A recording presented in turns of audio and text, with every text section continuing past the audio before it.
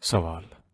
Inson tomonidan sodir etilayotgan gunoh ishlar Allohning irodasi bilan bo'ladimi yoki yo'qmi?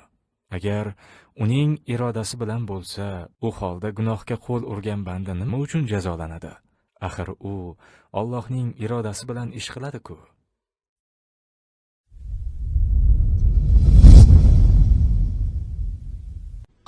Biz ishonch bilan aytamizki, Alloh taolo iroda qiluvchi va uning irodasi mukammaldir. Olamdagi barcha narsalar uning irodasi bilan bo'ladi.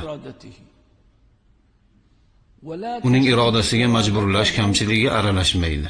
Ya'ni birovning qaysidir ishga majburlash nuqsoni uning irodasini dog' qilmaydi. Alloh irodasining kamchiligi yo'qdir.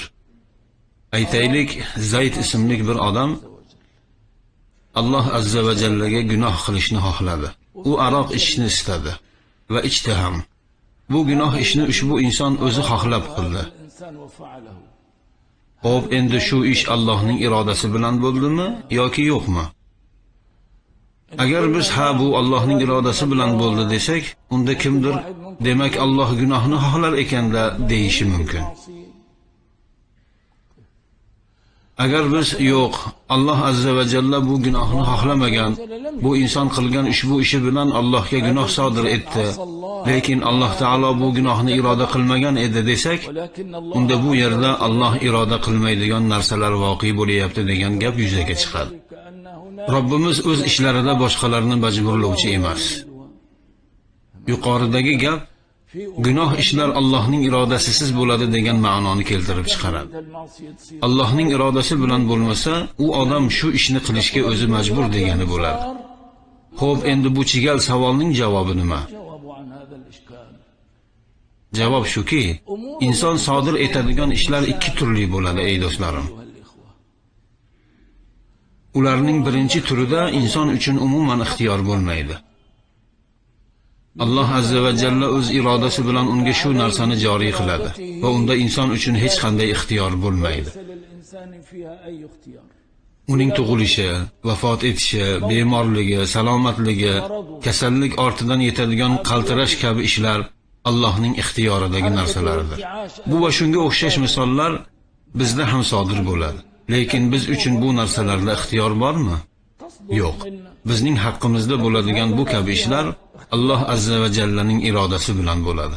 تصدر بإرادة من الله عز وجل في حقنا وهي كثيرة. Bunday ishlar juda ko'p. Buni barchalaringiz yaxshi bilasizlar. Bu inson sodir etadigan ishlarning birinchi turidir. Ikkinchi turi esa inson tomonidan sodir bo'ladigan ishlar, ya'ni insonning ixtiyori bilan bo'ladigan ishlardir. Bu unga Alloh azza va jalla tomonidan berilgan ixtiyor malakasi deb nomlangan narsadir. Yoki siz buni iroda malakasi yoki qaror chiqarishga qudrati yetish malakasi deb atashingiz ham mumkin.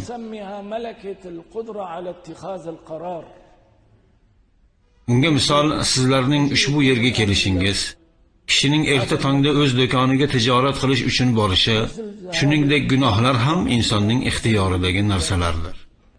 Biz gaplashayotgan narsa ushbu ikkinchi turdagi ishlar haqida ketyapti. Biz men manfaat olayotgan ushbu xohishni ixtiyor yoki qaror chiqarishga qudrati yetish deb ataymiz. Xo'p, endi shu narsani menga kim berdi? Albatta Alloh berdi. Demak, Alloh meni ixtiyor etuvchi bo'lishimni iroda qildi. U meni tanlovchi bo'lishimni xohladi va tanlash imkonini berdi. Men ushbu ixtiyorni toat yo'lida ishlatdim va qaysidir toatni bajarish uchun o'rnimdan turdim. Xo'p, endi ushbu toat Allohning irodasiga bog'landimi yoki yo'qmi? Albatta bog'landi. Ixtiyorimning barcha samaralari Allohning irodasi bilan yetilib pishadi. Shunday ekan, agar o'sha Zayd Alloh bergan ushbu ixtiyorni gunoh yo'lda ishlatsa, borib aroq ichsa yoki fahsh ish qilsa, u qilgan ushbu buzuq ish Allohning irodasiga kirdimi yoki yo'qmi? Albatta kirdi. Lekin bu uni cheklab, albatta shu ishni qilasan degan ma'noda emas. Alloh taolo bu gunohkor insonning ushbu gunohni iroda qiluvchi bo'lishini hech qachon xohlagan emas. Alloh taolo unga bu irodani berilishini hech ham istamagan.